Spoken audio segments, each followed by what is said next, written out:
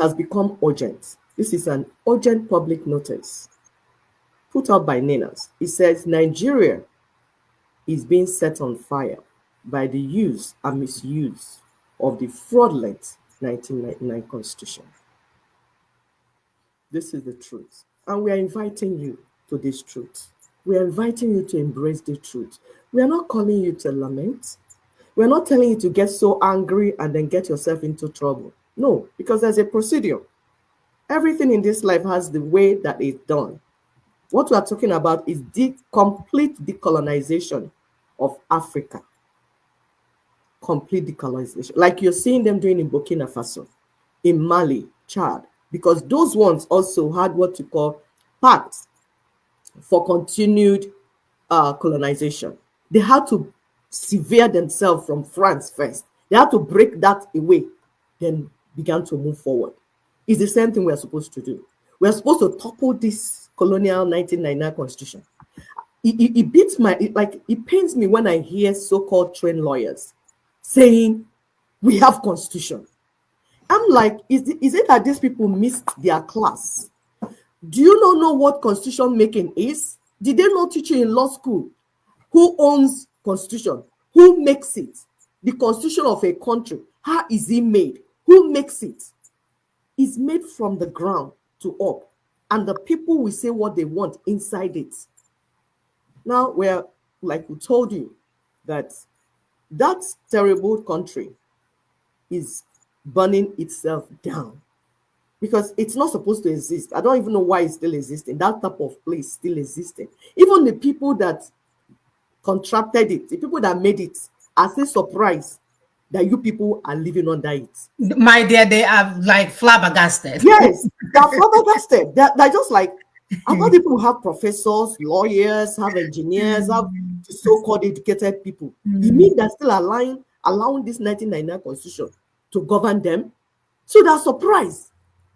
But you know what? Because it's a crime against humanity.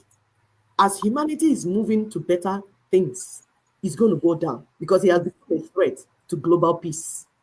Nigeria is gradually destroying itself through the use and misuse of the fraudulent 1999 Constitution. So this video we're going to play now, listen, we'll talk when we come in. Thank you.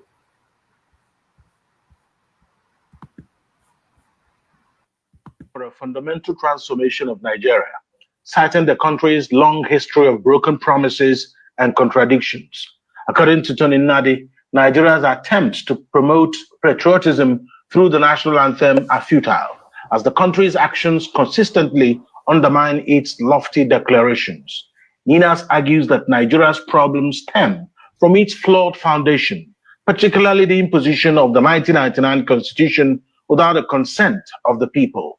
This constitution is based on three falsehoods. They say that the people of Nigeria agreed to unite, that they resolved to live in unity, and that they gave themselves the constitution.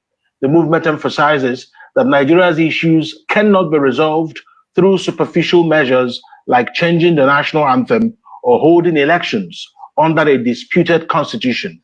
Instead, Ninas are proposing a 5-point constitutional reconstruction plan, which involves acknowledging the truth about Nigeria's false foundation and renegotiating the terms of the union.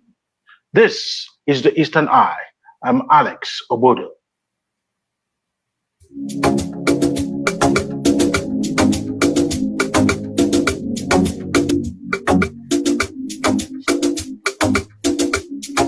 The Eastern Eye here on Afia TV, a program that X-rays the political, social, and economic developments around us. Joining me tonight is Barrister Tony Nnadi. He's the Secretary General, Lower Niger Congress, LNC, and co-convener of the Indigenous Nationalities Alliance for Self-Determination, NINAS. Thank you so much, Barrister Tony Nnadi, for joining me tonight on the Eastern Eye. Not even Barrister. Glad to be with you again. All right. Okay, good, great. I understand you always don't like me to say the Barrister Tony Nnadi. Okay, I would just say Tony Nnadi, but you know, where I come from, I can't just throw your name at you like that. I hope you understand.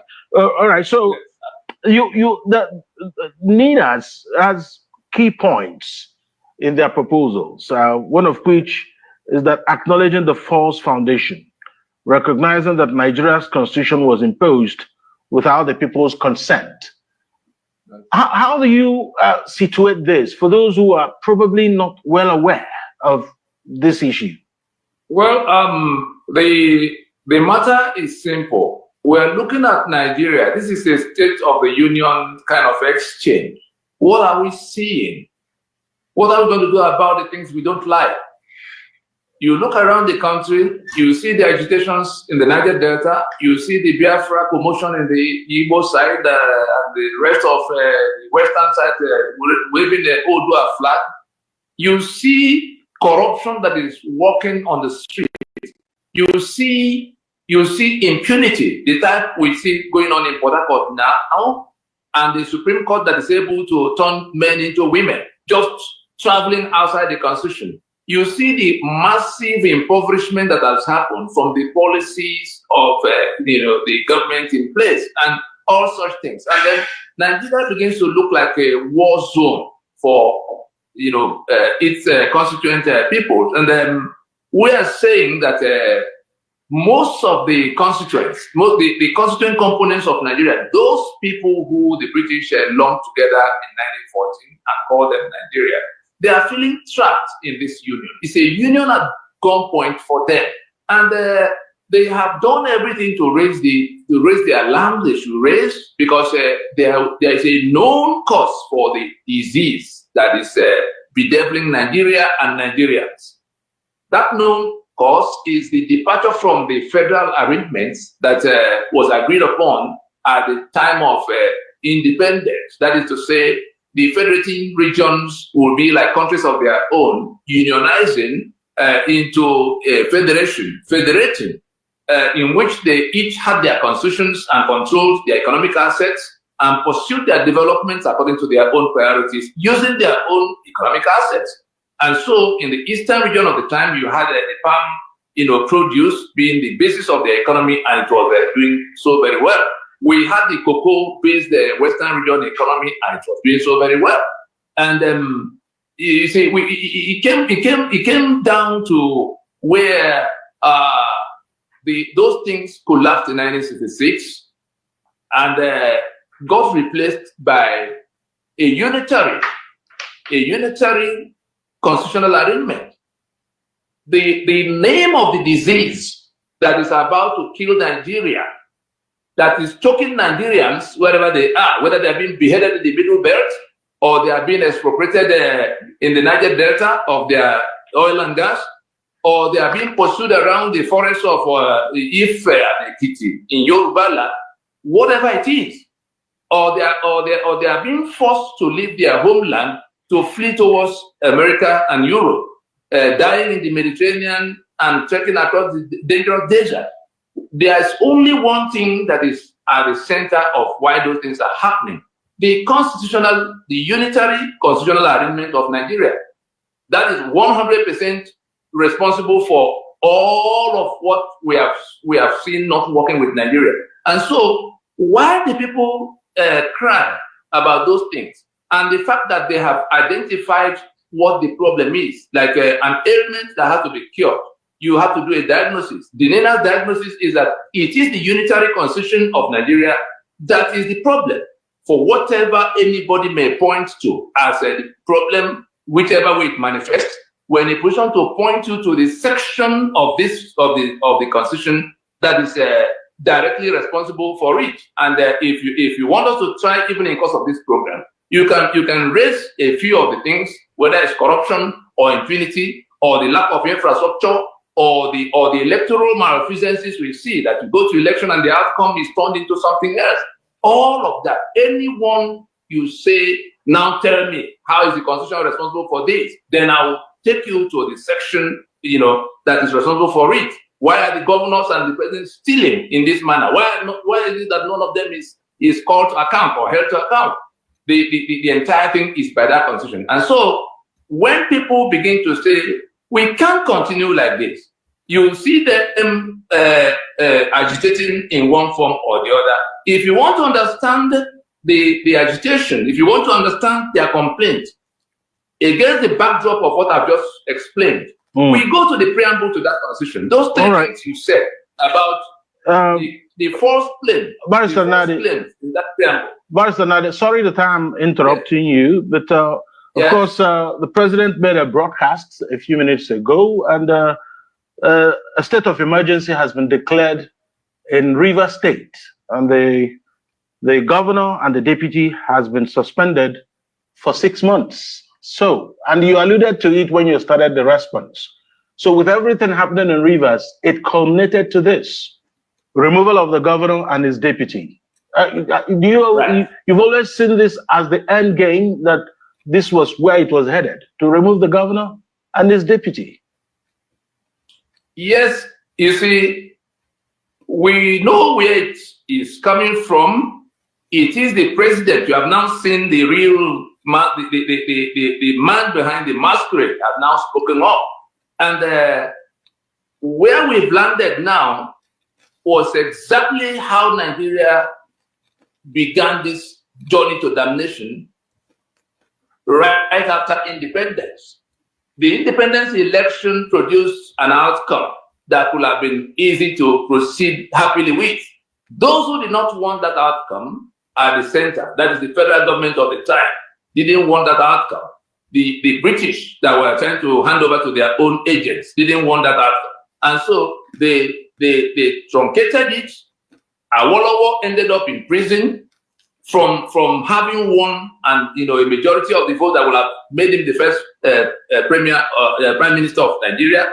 From there, the people of the Western region began to resist what was going on, because there were also regional elections in the midst of all of that. That is what did they vote for?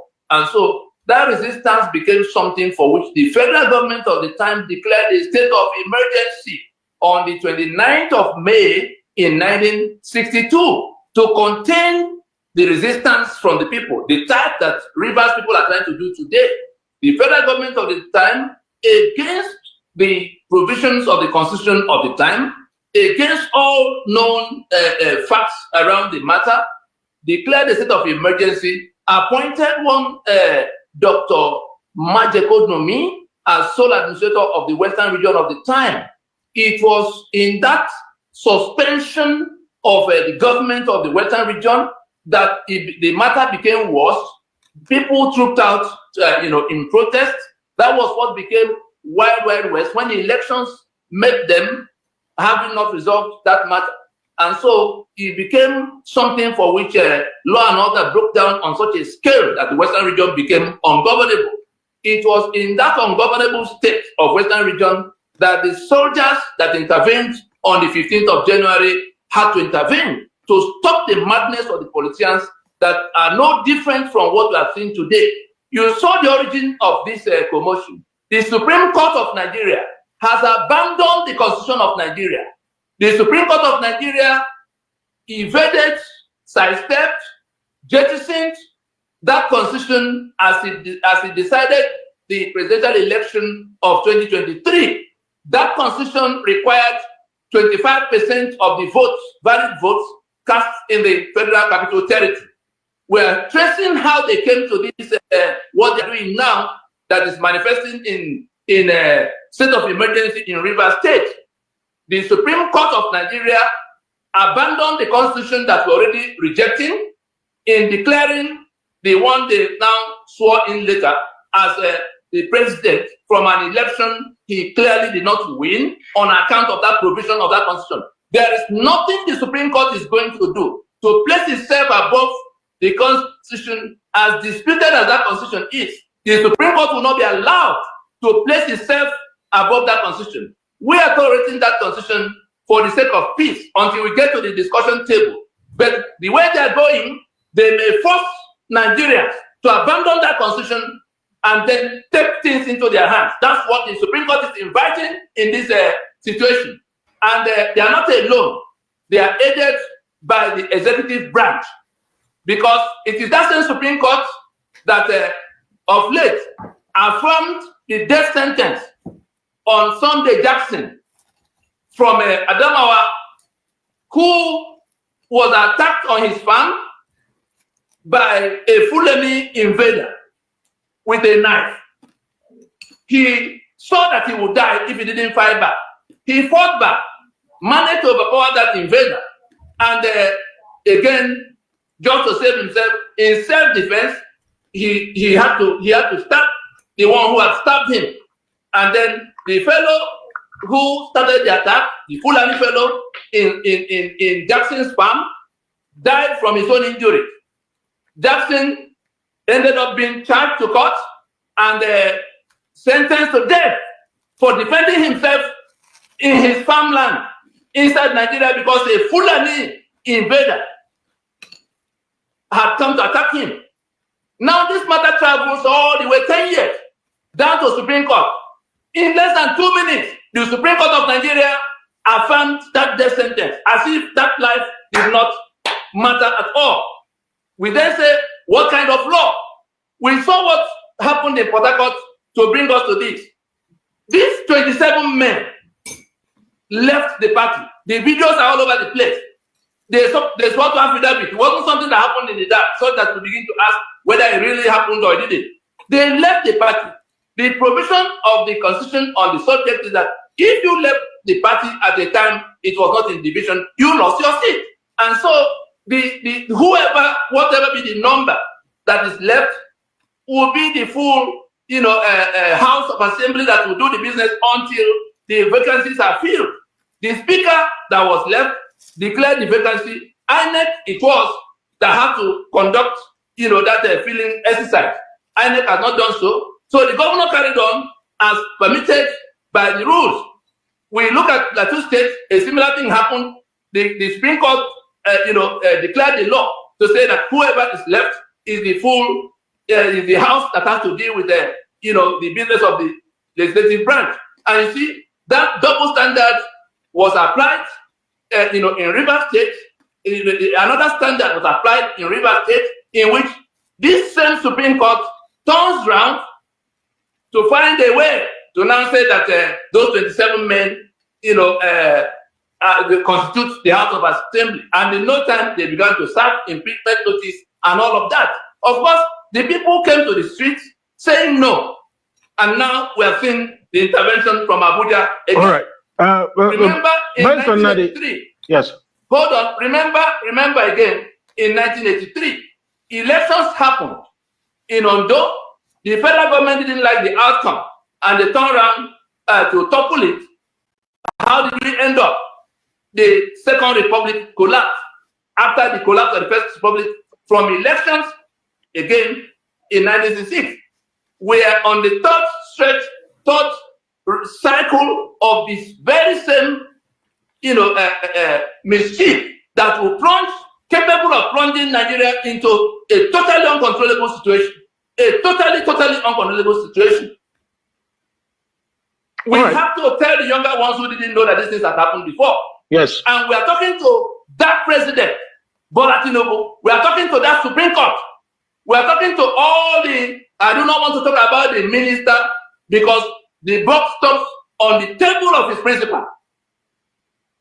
They are plunging the country into the inferno we have been through. We have not even recovered from the one of 66. Oh, yes. Because this constitution we have now was the end product of that commotion that began on the 15th of January in 1966 when the soldiers came. Yes, thank you. The politicians from this same type of madness that we have seen.